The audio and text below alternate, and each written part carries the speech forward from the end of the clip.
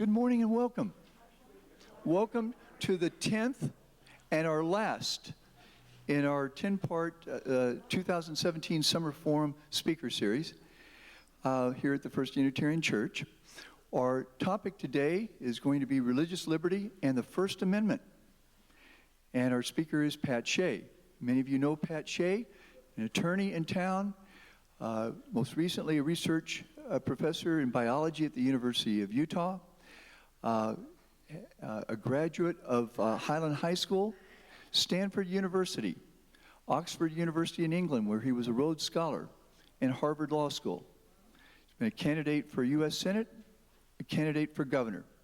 He's received many awards and many honors. One I would mention is his senior thesis at Stanford, which is, I think, relevant to us this past week. His senior thesis at Stanford was entitled "The Use of Language Ambiguity to Create Political Conflict."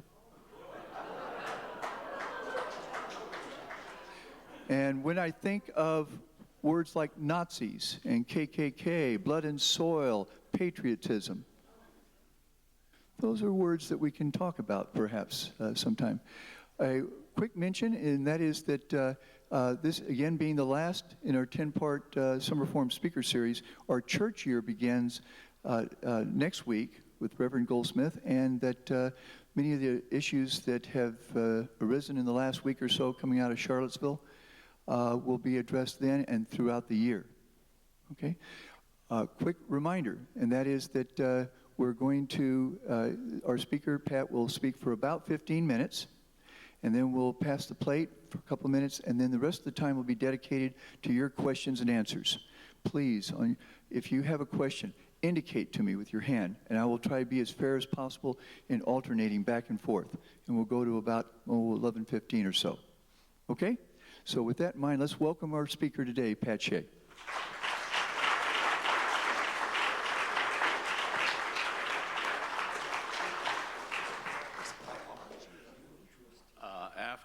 I've brought copies of the Constitution, so I will be happy to leave them in the coffee room. I think we all ought to read it on occasion, and as I was walking in with, it's not there? Is that better? Okay. When I was walking in with Tim, a young lady and her 4-year-old daughter walked in, so I gave her a copy of the Constitution, and she said, well, 4-year-old may not read it, but I said, well, keep it around. She'll read it then. So it all works.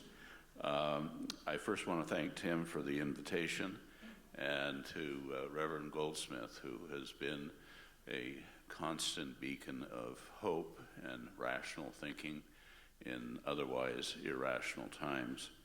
I want to start off by just reading some sections of both the Federal Constitution and the state constitution. A lot of people don't look at what was written in 1895, but it has a relevance both in the state of Utah and certainly our relationship to a larger federal government.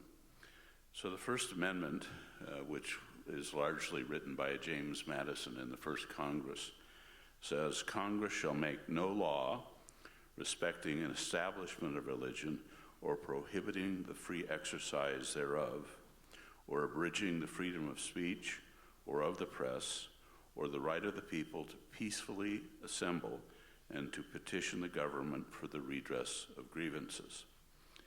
The Utah Constitution, and the Utah Constitution was a fascinating document because beginning really in the late 1860s, Utah tried to become a member of the state, but because of polygamy and slavery were sort of the twin evils of the late 19th century, somewhat similar to abortion these days. It really divided the country and divided the state. And as far as Utah was concerned, polygamy was a sin of evil that those Mormons participated in. So finally, by about 1885, 1886, there began a dialogue between the Mormons and the Gentiles to make Utah a state. And they divided, and literally if you read the Utah Constitution, Not individual speakers are not identified, it's simply Mormon or Gentile, so that there was a clear demarcation as to about what they were speaking. But Article 1 contains two very interesting statements. All men have the inherent and inalienable right to enjoy and defend their lives and liberties, semicolon, to acquire, possess, and protect property, semicolon, to worship according to the dictates of their conscience, semicolon, to assemble peacefully, comma, protest against wrongs and petition for the redress of grievances, to communicate freely their thoughts and opinions, being responsible for the abuse thereof. Interesting concept. Article 1, Section 3, again of the Declaration of Rights. The state of Utah is an inseparable part of the federal union, and the Constitution of the United States is the supreme law of the land. The Utah legislature doesn't seem to understand that our forebears had a very clear idea of what was going on. And then finally, in the actual text of the Constitution, under Article 10, it says education. The legislature shall provide for the establishment and maintenance of a uniform system of public schools which shall be open to all children of the state and be free from sectarian control. Again, I would challenge the State Board of Education to understand the constitutional basis of their responsibilities. Now, the establishment of religion came in the context of the late 17th and 18th century, when we were beginning to, as a Western culture, discover scientific methodology and discipline. And there were many people in the continent of the United States that the founding fathers understood and followed. Rousseau, Locke, Leibniz, all of whom were beginning to postulate for the public square that people should be free to express their attitudes and to exercise their own concept of divinity. Because in England especially, there were a state-sponsored church, and many of the colonies had adopted that kind of state sponsorship of churches within their own state. So Maryland, for instance, was a Catholic state. Massachusetts was a Puritan state. The Church of England had a very strong hold on many of the states. And the founding fathers, despite 21st century interpretation of them, many of them were deists. They didn't have a set religion. They believed in a divinity, but they didn't necessarily follow a doctrine as an organized religion, as we would call it today.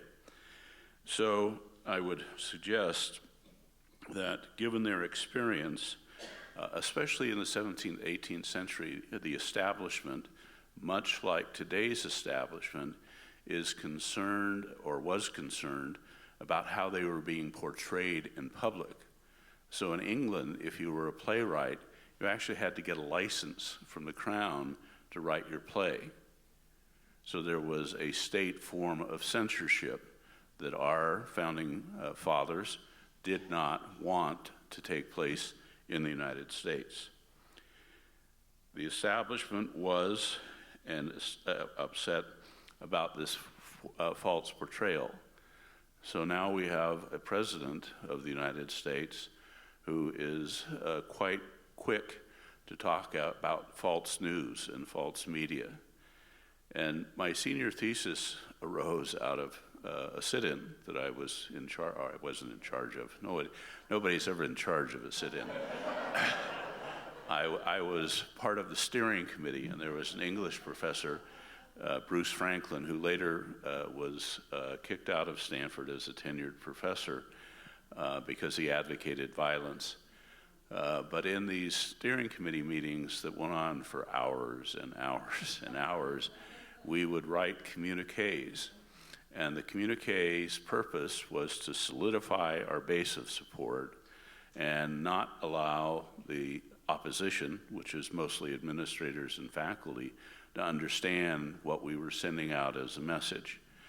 And part of what happens in language, in my judgment, I'm not a linguist, is that you can get a term changed by the way you use it in a particular context. So truly, black can become white, and white can become black, based solely and exclusively on use. And Steve Bannon, it strikes me, despite his departure last week from the White House, is an absolute genius when it comes to getting people in a hysterical and fearful context to use language. Nazi is a good example. National Socialism is another example that has a purely defined historic meaning, but contemporarily is being seen as something that is more neutral, and indeed it creates a sense of solidarity amongst a certain group of people. And so I think that's one of the dangers. And as I told Tim and Reverend Goldsmith, I was going to go on into the intricacies of how Madison, in the First Amendment, created a hierarchy. And the basis of the hierarchy, one that we should always remember, is the right to petition government. And I think in our day and age of smartphones and the internet, we are adrift in a sea of information. And the idea of the physical act of petitioning your government is somewhat foreign. That is, if we talk to a 19th century American or even an early 20th century American and we said petition, they would think of somebody writing out a petition and taking it and handing it physically to their elected leaders. Now, certainly with my students who are mostly seniors and first-year graduate students, their sense of a petition is to use Gmail, and oh, that's old-fashioned, so we text, and it drives me crazy. But they have disconnected the traditional meaning of petition into an electronic form that really doesn't effectively achieve what they want to do. So the second part of the First Amendment, which is the second layer, is the freedom of speech and of the press. And interestingly, when I taught constitutional law, I always asked my students to do a biography, a short 2-page biography of one of the 52 or 53, depending on how you count, people who wrote the Constitution. And what you find is over half of them own the press. So the press is the only corporate business entity that is found anywhere in the Constitution. Now, in defense of the Founding Fathers, it's not capitalized, so it's simply a descriptive term as opposed to a business term. That's a benign interpretation. I think really what they were talking about was the Stamp Act that England had passed, where they were taxing presses, and they did not want that to happen in the United States. But the freedom of the press and freedom of speech are an integral part of our responsibility and our exercise of our freedoms established by the Constitution, both at the federal and at the state level. Now, the problem, again, is the change of what the press means.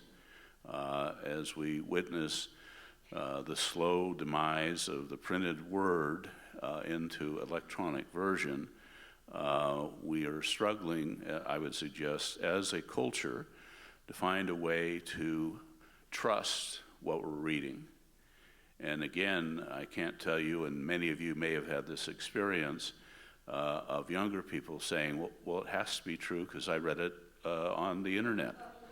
Or with my students, they literally take sections of things they've found on Google search and put it into their paper without quote marks, which again drives me a bit crazy, and think that it's perfectly acceptable and reasonable. And the problem I have with that is we have lost or diminished greatly the critical thinking required to understand what we're reading and therefore what we say. There is an integral relationship between what we read, what we think, and what we say. Now, my dear wife, Debbie, who is here today, sometimes gets a little upset with me because I don't ever say anything without having thought through what I say. Now, part of that as a lawyer, when you're in court, all the words that you say will be held against you. And so you have to be very, very careful about how you articulate that. So I am wanting to be quite careful. So let me give one last thought about the Constitution.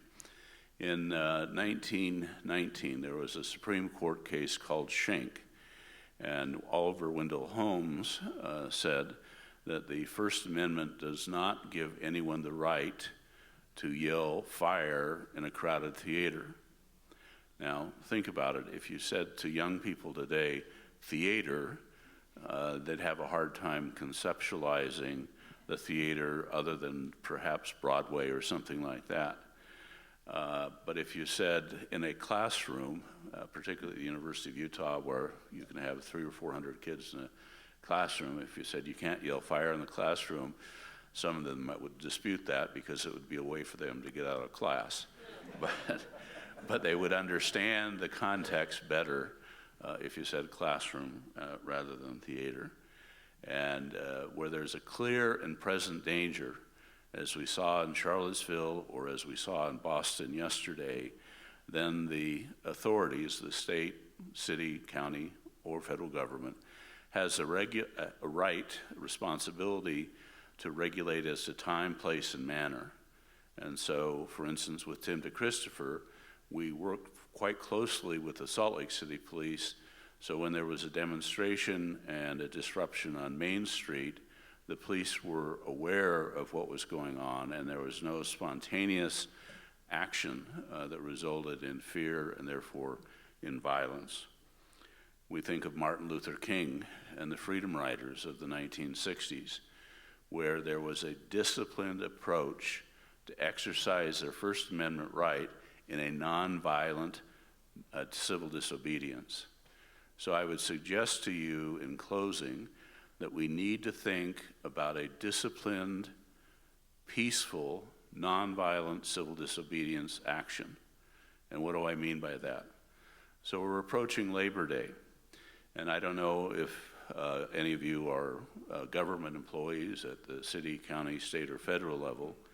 I've worked in government 7 different times, and some of the most responsible people I know work for the government. Now, when I ran for governor, my opening line was, "I'm from the government and I'm here to help you."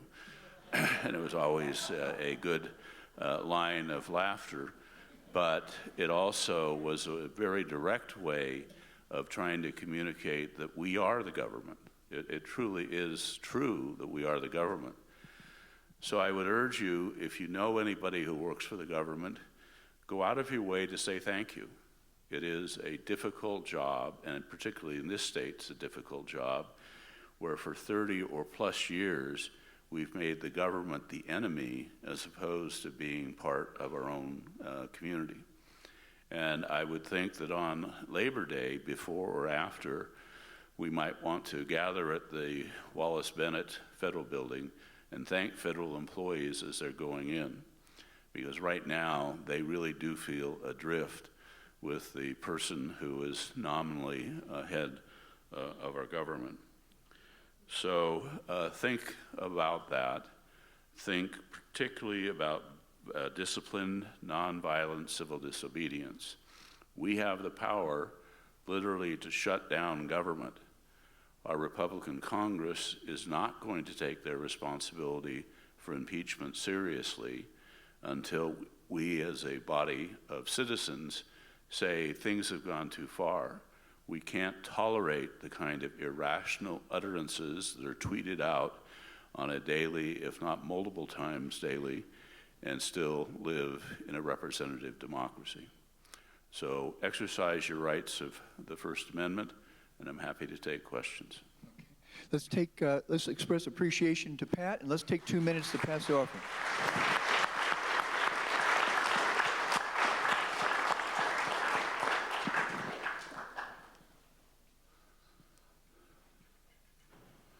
And do give.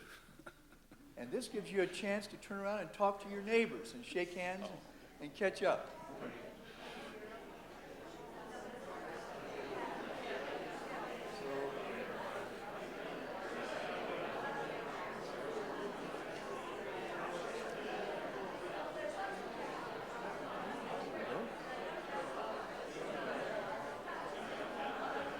You know what?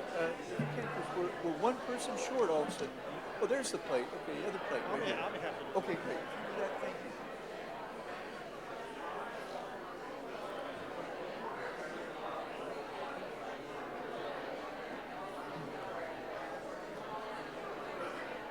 Would you like me to pass these out for you, Pat? Well, I don't have enough. Okay, okay, great. And then what we'll do as soon as the plate's been passed is we can go as long as 11:15 or as long as there are questions. I suspect there'll be a lot of questions. All right, you go. Great. Your wife is, She's in the back. she's sitting in the very back, Yeah, second row. second row, in glasses in the back. Yeah. She's waiting. Okay, great.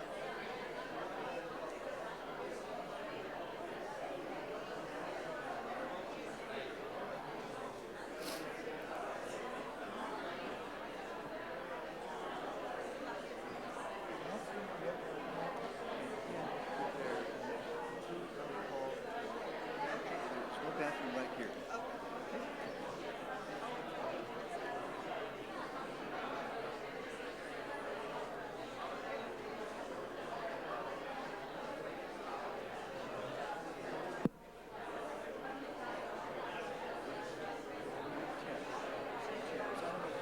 Really matter. That's been just moved a decade ago. I was catching a lot of heat for papers like that with Jack Anderson's pen. It's just incredible.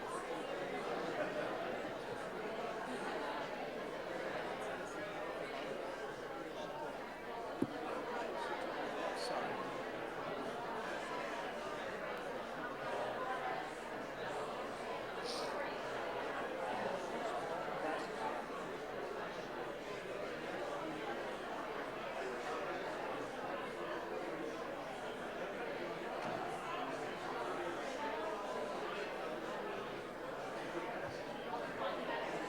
Second row, second from left.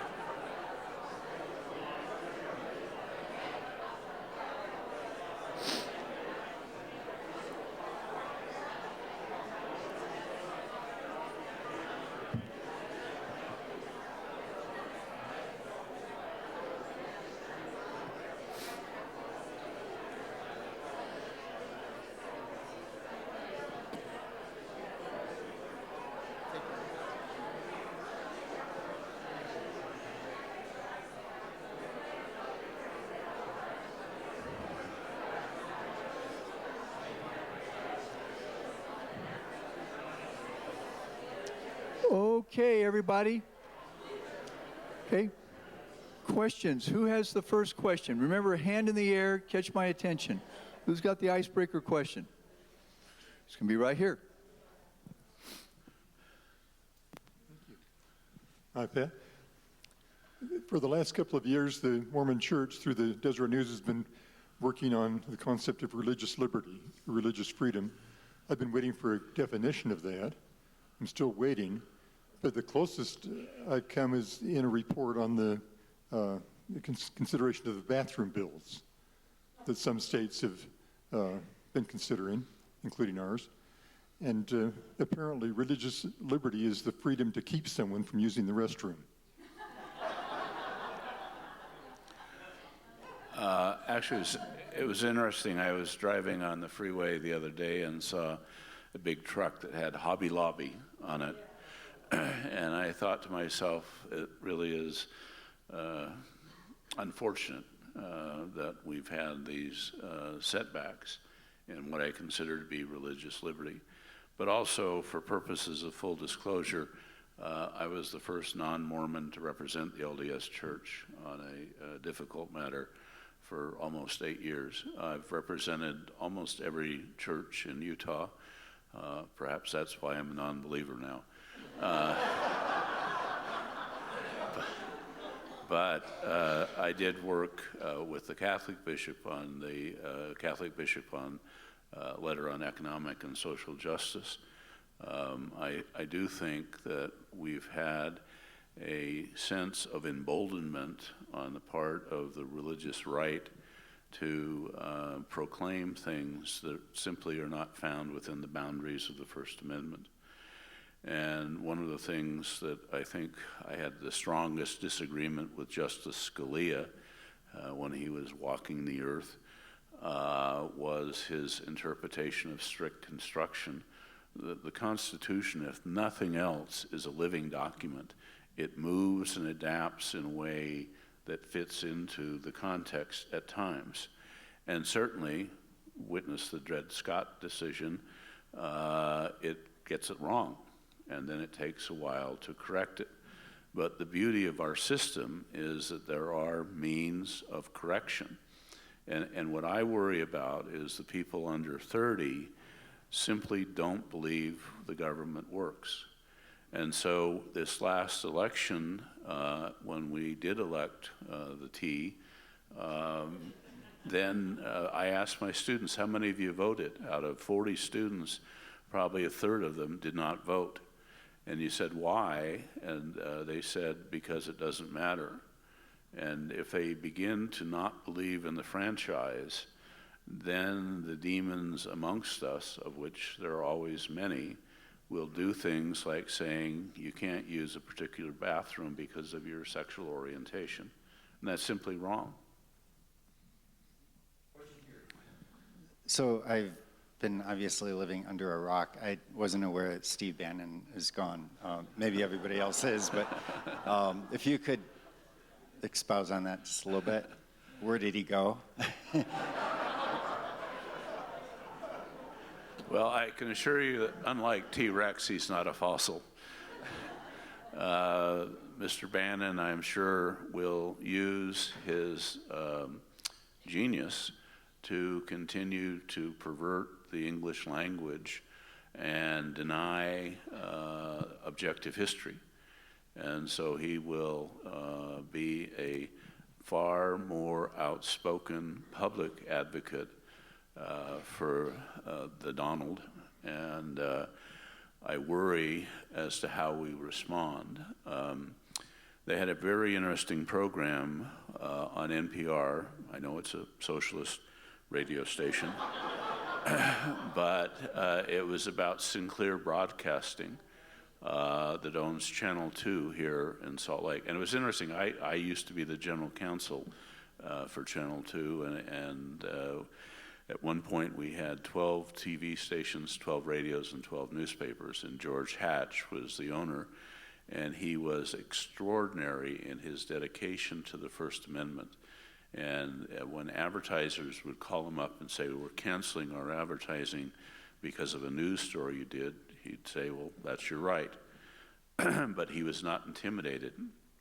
With Sinclair, I turned on their channel 14 or whatever the alternate channel is, and they had the terrorist alert, and it was this completely bogus story. I did counterterrorism for the federal government for 8 years, and the threats that they were portraying simply are not true.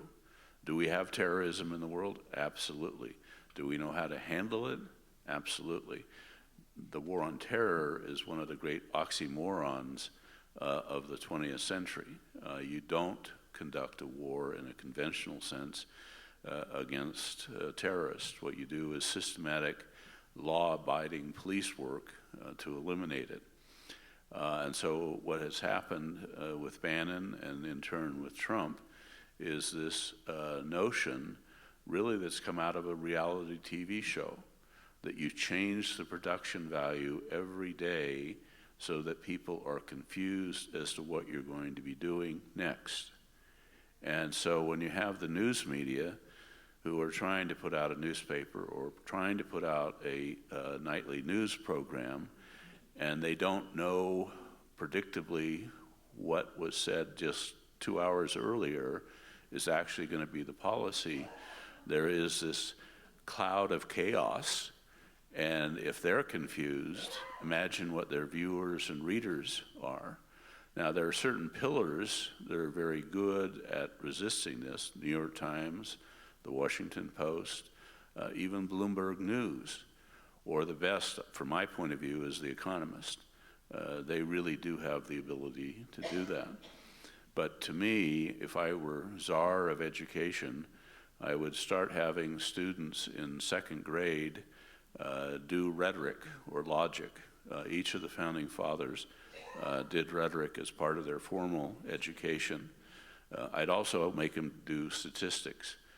We live in a world that is dictated by statistics, and yet even with my seniors and first-year graduate students, when I do a histogram, many of them are confused as to what the XY axis means or what a binomial curve is.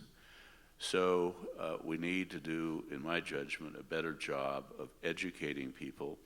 So when somebody who is sowing dissent and fear comes along and does it by asserting false information, they have the critical skills, we have the critical skills to stand up and resist that.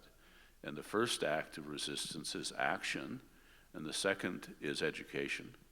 And so I think that's one of the things that, again, in this interconnected world, we're not doing as good a job of, and that is to educate ourselves and our neighbors about the reality. We've become increasingly isolated.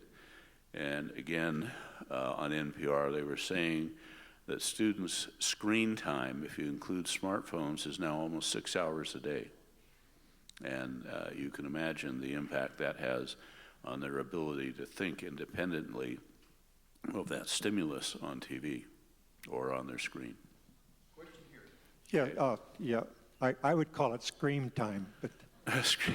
But when you mentioned Dred Scott, I thought about Roger Taney, and he was one of the statues that came down. And I'm a little bit wishy-washy about what this means when somebody can put up a statue that celebrates somebody who is an out-and-out racist or did a lot of evil things in the name of, and really was tyrannical and leaving the country and becoming a traitor to the country. But in the same sense, the ACLU has protected the Klan and freedom of speech on both sides of the political spectrum. And so I'm wondering if we just, as liberals, decide that this is an expression of hatred, isn't that also defensible? Well, and people who may not know Roger Taney, he was the Supreme Court Justice who authored the decision sustaining the constitutionality of slavery. And so quite properly has, in the context of the 21st century, been vilified. And again, as a matter of full disclosure, actually it sort of tells you a little bit about me.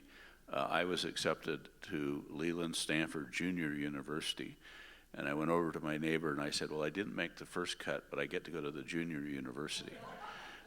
And he informed me that I'd actually gotten in, which many of the teachers and the principal of Highland High School were absolutely astounded by, because I'd been kicked out of 5 of my 7 classes my senior year. But we had a serious discussion in the 4 years that I was at Stanford about the legacy of Leland Stanford. He exploited the Chinese workers in building the railroad. He and the California Four had a monopoly, and much of the mosaic that we have in Utah of public lands was attributable to the railroad builders getting one section of land for every so many miles that they built of rail. And so there are these legacies. And I think, to answer your question specifically, many of the people that I have seen or been reading about who seem to me to be quite informed are saying, let's make sure people understand history in its context. So somebody like President Wilson, who was a racist, did some pretty remarkable things in his effort to establish global peace. that needs to be recognized, but some of the unthinking or at the time prevalent ideas. When I was at Oxford, we studied body types because in the 1910-1920 period, they believed that there was a correlation between a mesomorph, ectomorph, and endomorph, and the correlation to blues, which was the first in athletics, and there were out-and-out stereotypes.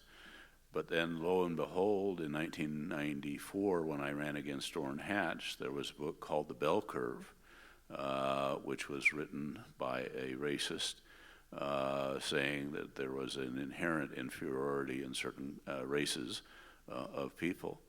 Now, what I did was I read the book. I then was able to critique it and make some public presentations on it.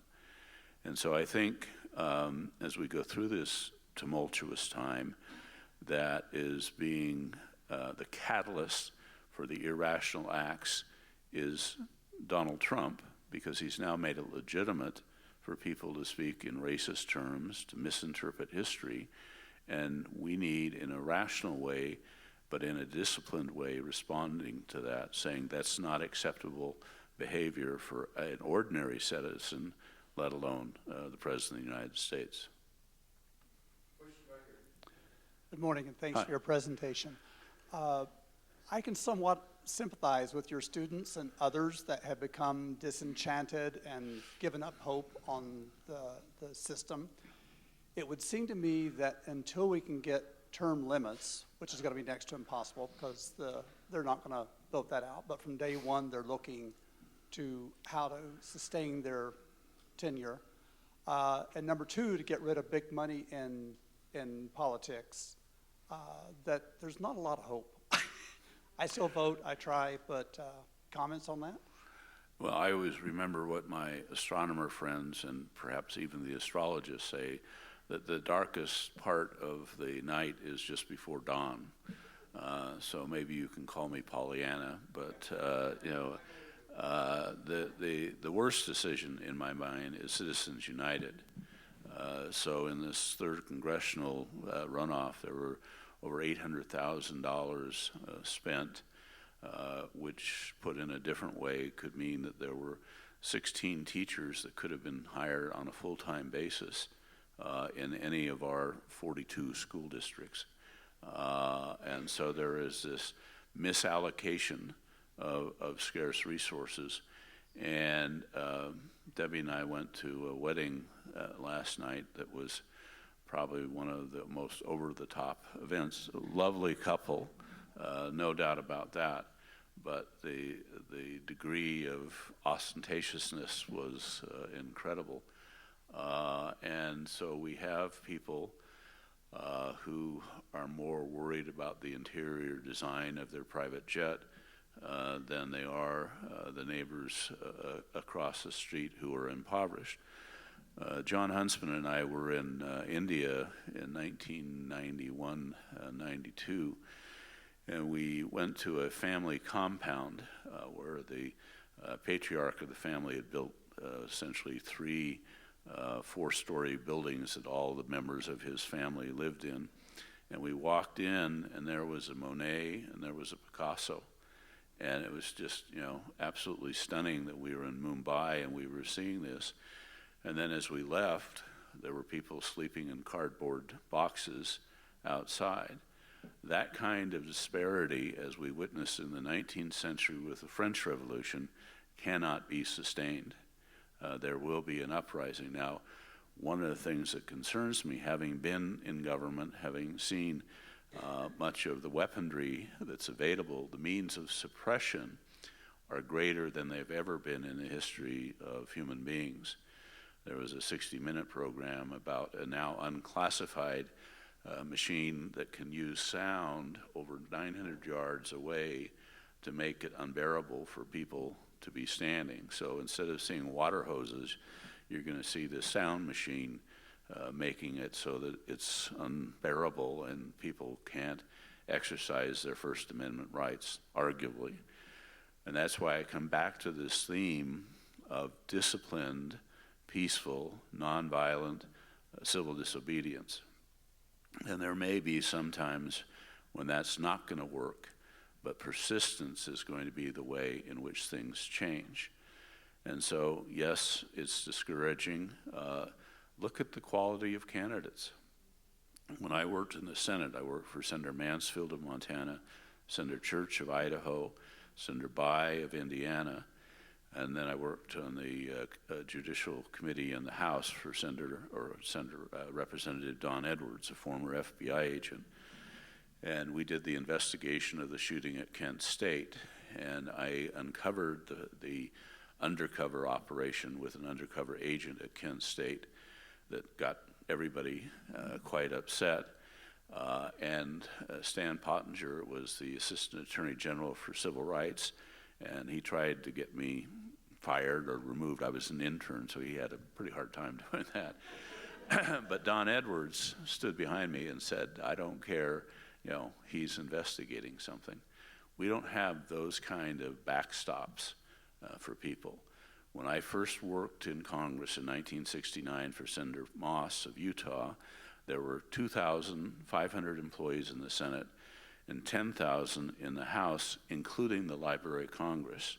2 years ago, there were now 10,000 employees in the Senate and over 30,000 in the House, excluding the Library of Congress.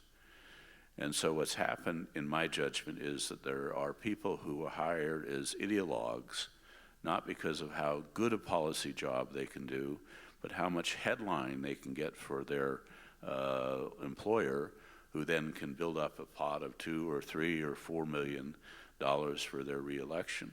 And we have a 93% reelection rate. So we do have to change it, but I would suggest in the strongest terms that we have to deal with the Citizens United case in the first place. Hi, thank you, Professor Shea, for coming and talking to us. I saw a bumper sticker once that said, rich people pay Fox people to get the middle class to hate poor people. And will you talk a little bit about how right-wing media combined with Koch brother money has so much power, and both of them can hide behind the First Amendment, thanks to Citizens United on the money side and the speech side for Fox News and Rush Limbaugh, and they use religious liberty and emotional issues. How do we fight back against that? Because right now there's not a way to determine truth. I mean, they use what you talked about in your thesis to jumble everyone's mind. I'm a strong advocate, perhaps only because it was the way I survived high school, of public debates. Because if you think about it, we rarely have an honest civil exchange between combatants. We generally get into a yelling match, which doesn't do anything. There's I think, a direct correlation between the height of the decibel level and the amount of information transferred, which is probably one of the reasons I don't like going to football games. But to me, we need to go back to the old-fashioned forum, and I've been urging the Salt Lake Tribune to have a sponsored public debate at the Salt Lake Library or at the Unitarian Church or other forums, and invite opposing points of view. Now, I've been involved in a lot of disputes. My wife believes that there's no controversy I can't get in the middle of. But as I approach my 70th year, I'm beginning to get tired of it.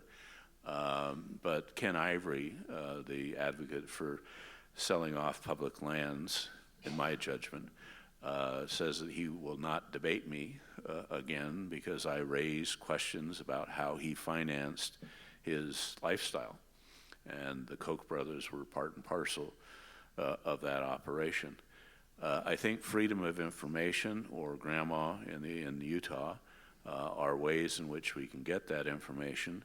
And in a disciplined way, churches like the Unitarian Church could pick on a particular group, Koch brothers, and do the research necessary to show how much money they put into different public campaigns to influence public decision, or file protests with the Federal Communication Commission about Fox News or about Sinclair Broadcast, and exercise your right as a citizen to disrupt that process.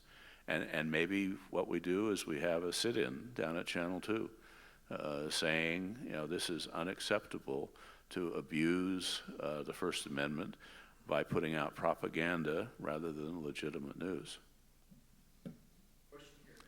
Yes. Oh, I'm sorry, I won't take this question. And I was going to say something nice, and I'm going to just retract that. My question is, this is certainly a sorrowful time in which we live, and there is great dismay, not only concerning the president and his staff, but also the spineless Republican Party. My dismay extends way beyond the Republican Party and what's currently happening in Washington. It extends also to the Democratic Party. And so I'm just wondering, with your sensibilities about in government and certainly as a leader, locally and beyond in the Democratic Party, who do we have to look forward to? Who's coming up in the ranks that can possibly lead us? Because right now, you figure, Schumer and Pelosi together, they're about, 160 years of age, and they're just squelching the younger ones for any kind of power in the Democratic Party. The Democratic Party seems to me hopelessly split between those who want to be moderates and those who really want to stand for something. So that's of equal concern. What's your sense of the prognosis for the Democratic Party? It depends on whether I see the glass half full or half empty. When clients come into my office, I often say, see that glass? It's not only empty, it's cracked and it'll never hold water. So I like to start out at sort of ground zero. I was chair of the Democratic National Committee's Rules Committee in 1992 when President Clinton won the nomination. And as you can expect, there were a number of issue-based groups that I had to deal with in terms of certifying them to be members of the convention in New York. And people I have found, and actually this was the opening line of my essay that I got successfully for a Rhodes Scholar, and that is I am a Mormon Catholic, and that my mother was Mormon, my father was Catholic, and I discovered that nobody has a truth in an absolute sense. So I've always been a strong opponent of this terrible C word, compromise. It's something that we don't seem to understand. And I witnessed it in the race for governor, which I lost in the primary because I had been labeled as a, quote, pro-life Democrat. And for many of the women who were active in 1992, that was the kiss of death, and therefore they elected by a narrow margin my opponent, who then went on in the final to get less than 20%. So I think the Democratic Party needs to get rid of the dinosaurs, Nancy Pelosi and Schumer. There's a wonderful woman from New York, Gillibrand, who I have a great deal of respect for and who seems to be just sort of laboring just below the surface, but building a pretty good infrastructure. I think Ben McAdams here in Salt Lake County has a good chance of running for governor, and for the first time since Scott Matheson was governor to have a Democratic governor. If you want to see the atrophying of government, go in to any state agency and say, how many people in your office are from your ward or stake? And not surprisingly, you will find a large, high correlation there. Sim Gill, the district attorney who will be up for election in 2018, I think stands a good chance of running for Attorney General. So one of my jobs, as I see it, is to promote young people who have the vim and vigor and intelligence to serve in public office, to support them. And I would even go so far as to say the Unitarian Church ought to have candidate recruitment night, where you invite Republicans and Democrats to come and discuss the possibility of public service. It's interesting, my son Michael has the good fortune of looking like Debbie's family, but he has my personality to a T.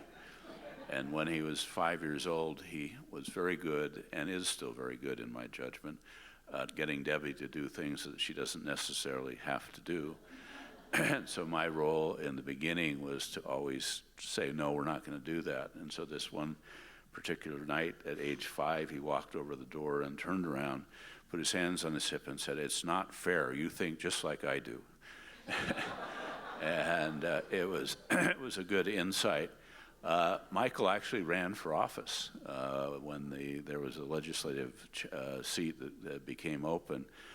He didn't make it through even the preliminary rounds, but I think he has the gum and gumption to be in public service, which may well be a curse.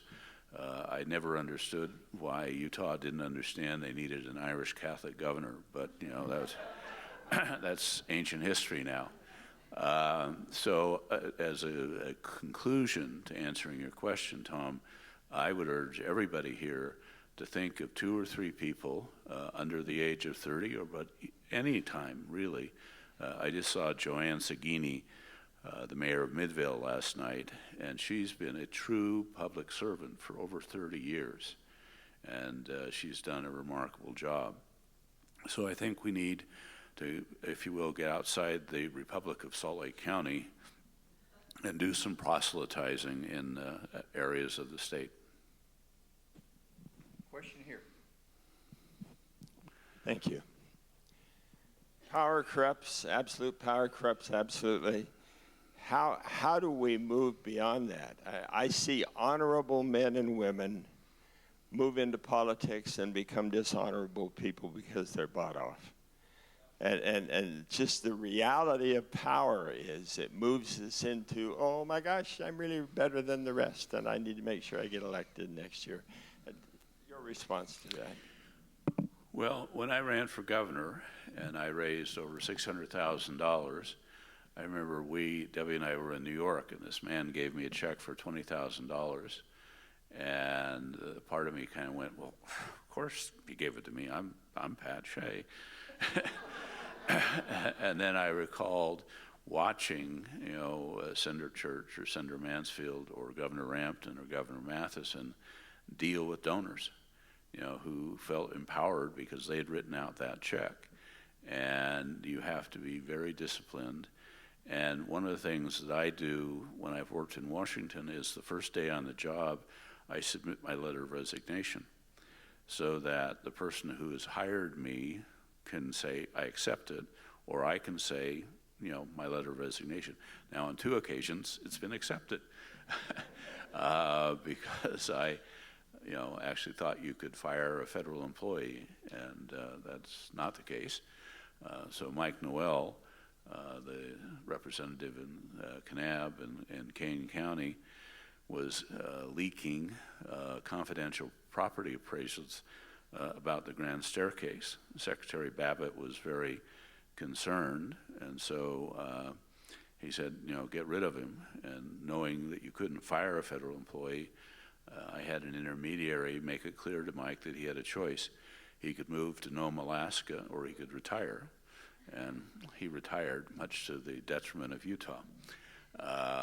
So how one does that, I think you teach people the ethics of public service. I had Mrs. Sharp in the 3rd grade at Dilworth Elementary School, and I was the only non-Catholic in my class. And I got elected 3rd grade class president. Maybe that's where the virus started.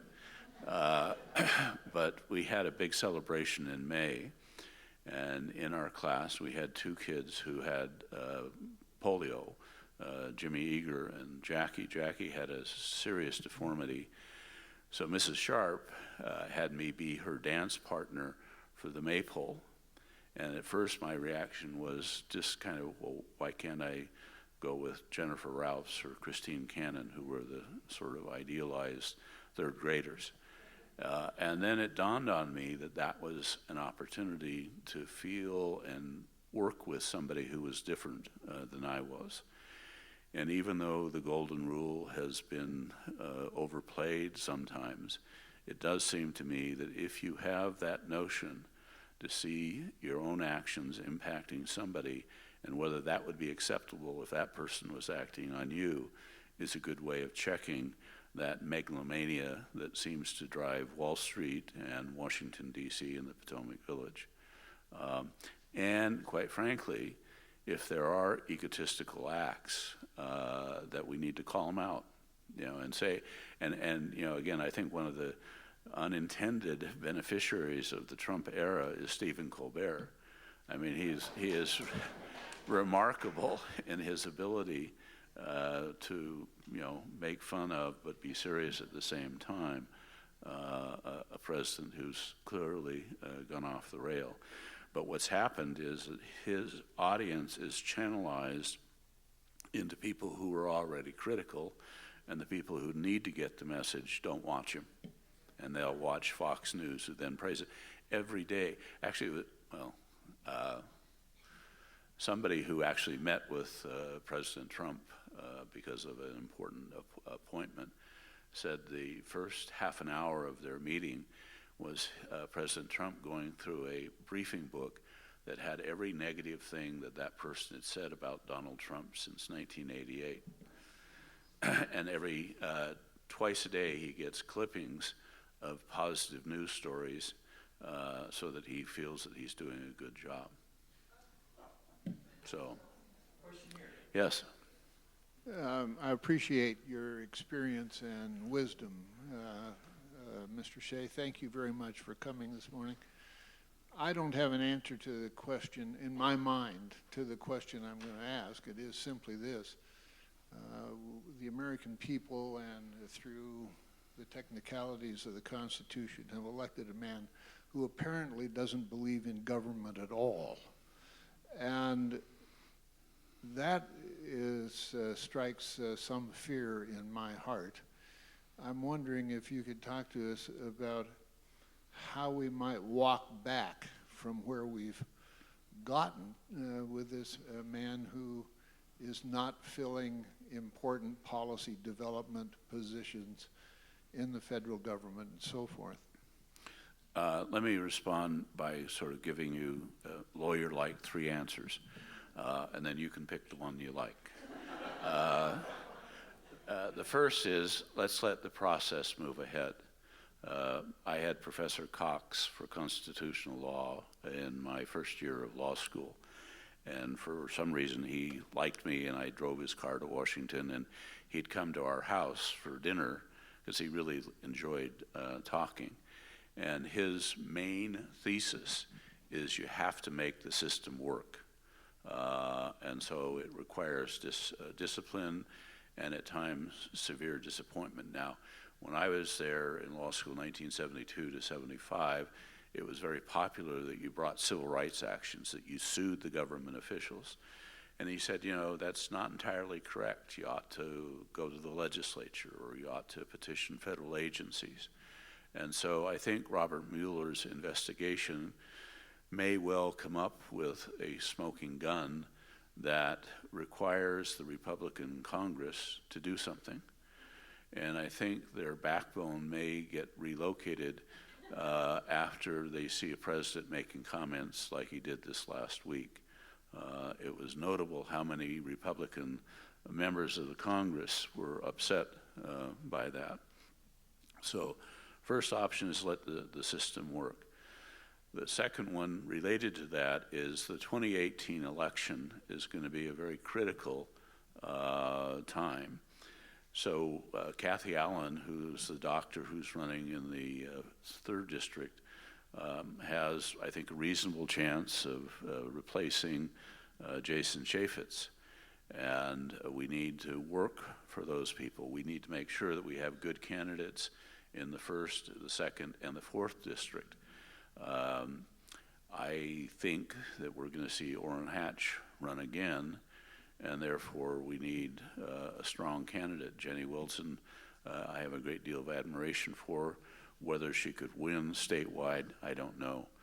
But if the 2018 election doesn't somehow turn the Senate back to being Democratic and therefore have a real power point of leverage, and maybe even significantly narrow the margin of the Republican control in the House, then it seems to me that the third option, to use the popular phrase in Washington, the nuclear option, is to begin doing civil disobedience, to shut down or slow down the federal government. And I hadn't actually thought, maybe it's the divine inspiration of Reverend Goldsmith that has got me thinking this way, but it would be wonderful to go down and sit in at Channel 2 and say Sinclair Broadcasting is not allowed to be a propaganda machine. It's not what the Federal Communication Act is about.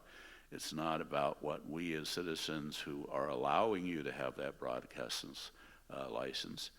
And if there were enough citizens like you and me out there, then that's going to slow things down, if not make a change. And again, I stress the disciplined side, because if it gets to be perceived or could be portrayed as being, quote, violent, then the means of suppression are so overwhelming that we don't really stand much of a chance. Question is here. This morning on CNN, another socialist outlet, there was a discussion about the 25th Amendment, whether or not it is applicable and whether or not it can be applied. I remember when it was passed, more or less everybody thought it sounded like a good idea, but there's no way that anybody will ever use it. I wonder how you feel about that. I worked for Senator Bayh, who was the author of the 25th Amendment. And you may recall that he had led the opposition to Nixon in the nomination of Carswell and Hainsworth. And his experience with the White House, which was in 1968, 69, and 70, had led him to believe that it was entirely possible for a president to become paranoid or mentally impaired. And certainly, as we look at the history of President Wilson, who after his stroke was dysfunctional, we needed a way to remove somebody who was incapable. Now, again, sort of a three-layered approach. I personally think that Donald Trump will get so frustrated at his inability to do things that he may resign, that he may just say, I've had enough of this. I'm going back to my Trump Tower. It was funny, Debbie and I were driving to California, and we came to Las Vegas, and we're driving along, and all of a sudden there's this gold tower that says Trump across the top, and I thought, wow. It's always been amazing to me on the fundraising side, especially at universities, why people donate millions of dollars to have their name put up on a building. But that's as it may be. So my first hope in some senses is that he gets frustrated and resigns, although Pence, I think, would be as dangerous as Trump, because he actually knows how government operates, whereas Trump does not. The second is if Mueller's investigation does disclose, the proverbial smoking gun, that there would be a impeachment, and he would be removed that way. The other is a more slow and torturous process and that is we have to wait until 2020 and then have an election. Now, whether the country can stand that kind of delay is an open question. And one of the things that the environmental movement did bring is the phrase, think globally but act locally. And so our ability to have much impact, particularly with our congressional delegation, is pretty minimal. But our ability to impact the House of Representatives or the state Senate or city or county elections is very, very high. And so I would urge you to enlist some of your neighbors and friends and relatives, particularly young people, to get out and participate in an election and maybe even run for office. That's a very important idea. But I think we each, looking at the mirror in the morning, could look and say, why would some sensible person want to run for office? Question is here. Okay. Back to the local, what possibility is there to deal with the megalomania at the university now, who has accepted Koch money for developing their economic instruction? To my mind, and I've had some friends in the economics department and even in the business college, to me, you need to work with the existing structure and try to make sure that the antithesis of what they want to propagate as propaganda is challenged at every root. So one of the things, and again, it's interesting, I've been associated with the biology department now for 7 years, and I've been the counselor to the dean of the College of Science for 14 years. And it's amazing how narrow the different responsibilities are. So as I tell my students, many of the professors can tell you about the bark on the tree, but they can't tell you about the forest. And so I think the university needs to get back, especially for undergraduates, to a more holistic approach where there really are open debates about whether or not a particular institution, in this instance the one that's been partially funded by the Koch brothers, really should have a home at the university if it is a place for free exchange of ideas. I'm not saying that all their ideas are wrong, but their use of money to impose directly or indirectly their ideas of wealth on other people is wrong. What is your opinion of the Electoral College, what it was originally designed for, and the fact that we've had 2 opportunities to put it in effect and they haven't been willing to do it? I think when it was created, as now, most people don't know what it is. If you say Electoral College to the person on the street, they may think it's part of a public utility. But the original idea was that there was not to be a direct election. You know, we're not a democracy. I have a hard time sometimes explaining that to students. We are a representative republic. And so we need to have direct elections rather than indirect elections. And particularly the election that I think will go down as the most critical is the 2000 election, where George W. Bush, in my judgment, simply had better lawyers who were willing. James Baker was willing to take no prisoners. And he won the case, and then a Supreme Court on a 5-4 decision. It was interesting. Justice Rehnquist was the Deputy Attorney General when Kent State happened.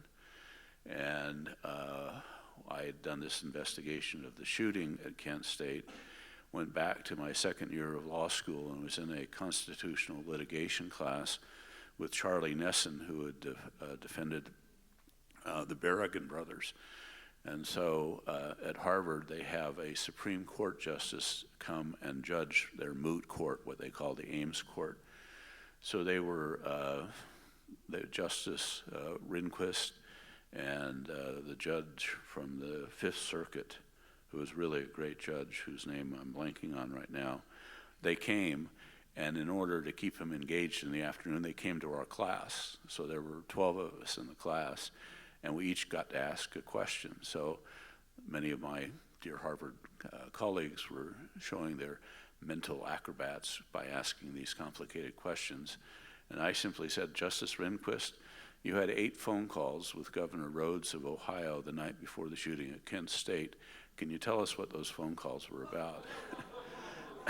And as Professor Nesson said, he'd never seen a Supreme Court Justice blanch, but he kind of said, oh, well, I can't talk about it. I've reclused myself. There was a case called something versus Rhodes, where one of the parents had sued for the death of their daughter, Krauss versus Rhodes. And so he wouldn't talk about it.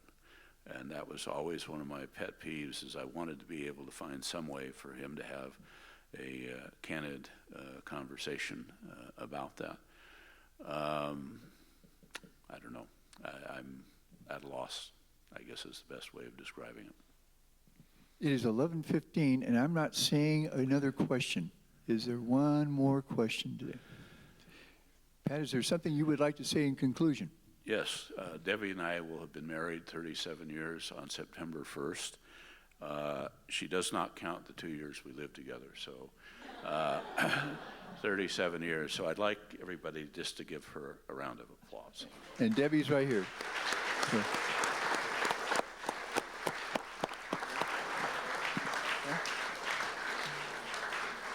And let's express appreciation to Pat Shea for speaking today.